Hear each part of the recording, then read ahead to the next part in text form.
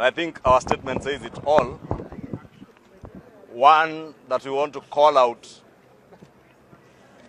Mr. Odinga and his desperation and insatiable appetite for bloodshed in this country. And as we have said in our statement, the only person who over the years has benefited from his insatiable thirst for bloodshed in this country is only one man, Raila Amolo Odinga. Not the people he purports to speak for, and not even his partners in the coalition, including his sponsors today, who also suffered the same blackmail that Mr. Odinga is trying to exercise today. We want to support His Excellency, the President, in what he said yesterday, that this is a nation that will be governed by the rule of law, not the rule of men. Yes. Past regimes might have made Mr. Odinga believe that he is above the Constitution and above the laws of this republic. We want to say that the government now has a sacred duty and responsibility to show Mr. Odinga that he is a subject of the Constitution and a subject of the laws of this republic like all other Kenyans. Two, we appreciate that every Kenyan under the Constitution, under the Bill of Rights, has certain rights that are guaranteed to them, including the right to demonstrate peacefully, to picket, to hold processions, but there are ways as to how you do that. You must work with the security agencies to offer you security and escort you. But what we have seen with the Odinga demonstrations over the years have nothing to do with peaceful picketing. And all indications so far, and I'll draw reference to what happened in Kisumu City yesterday. Yes.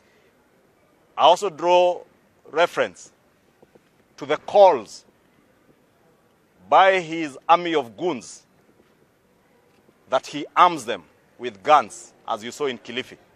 One of the speakers, as Mr. Odinga sat there cheering and clapping, one of the speakers asking him to now arm them with guns. I don't think anybody needs a gun or to be armed to picket or to hold a peaceful procession or demonstration. And Mr. Odinga's history and past speaks the opposite of anything to do with peaceful demonstrations or peaceful picketing.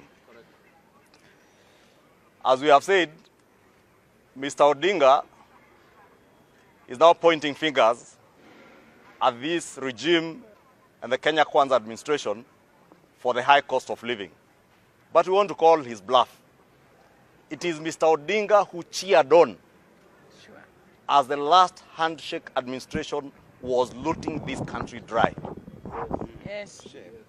And because I said very soon we shall be naming these people, I want to state categorically that Mr. Raila Odinga was the net beneficiary of the COVID haste, of the fuel subsidy haste, of the telecom haste, and when details come, Kenyans will get to know that the net beneficiary of all the theft under the Kenya Kwanza, the Jubilee handshake regime, the net beneficiary of all the looting was Raila Odinga, plus his sponsors, who are even sponsoring him up to today. We know the desperation for Mr. Odinga, besides the late realization that he may not have the energy and the stamina to run another election, is the desperation to cover up for the theft and outright looting of our economy under the last regime.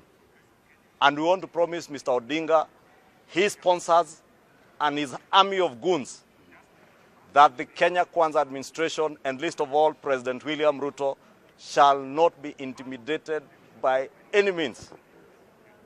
The pursuit of those who looted our economy will continue unabated. notwithstanding his demonstrations, the pursuit of those who use their offices to run away from taxation by offering themselves exemptions, tax waivers, and reliefs will continue. And this administration will also continue to work on means and ways of uplifting our economy and improving the cost of living for the Kenyan people to make life more bearable for the people. And the president has already begun work on that. All these members you see here, you saw them in the National Assembly when others boycott the National Assembly. These members were there yesterday debating the budget policy statement to ensure that we have in place programs that will ensure that we bring down the cost of living to the Kenyan people. That's why we are challenging our colleagues in the Azimio coalition.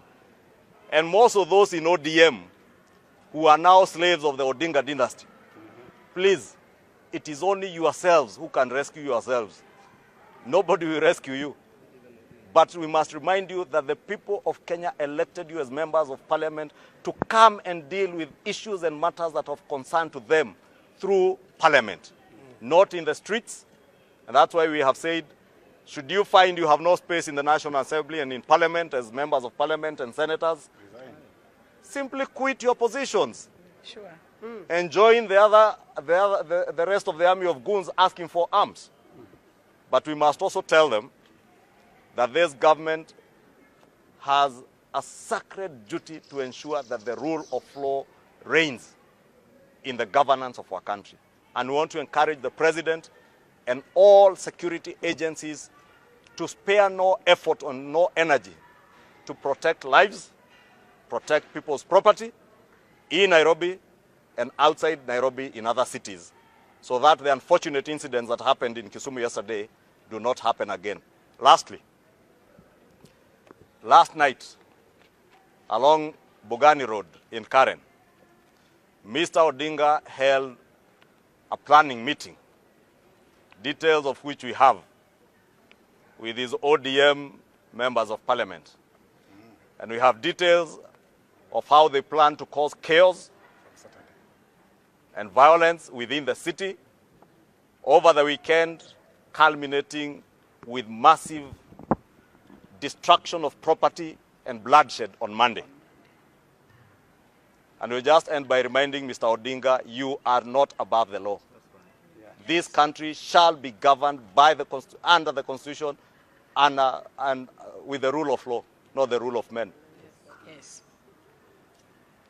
The former president might have made you believe with a handshake that you are above the law and you can do all that you want.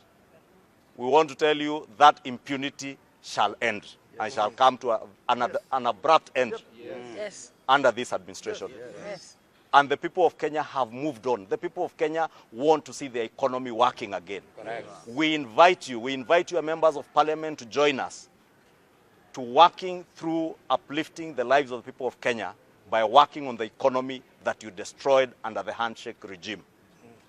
Shortly, as we said, and you have seen a number of committees of this house have begun work on the telecom haste, the maize subsidy haste, and the committee on energy will soon be embarking on the fuel haste, the subsidy haste. We have had Mr. Odinga and his army demand a reinstatement of these subsidies, and we want to tell him it shall not happen. We shall not continue to feed the monster that has destroyed our economy. Yes. You destroyed our economy with those useless subsidies that were only there for a month and ended up benefiting your families only.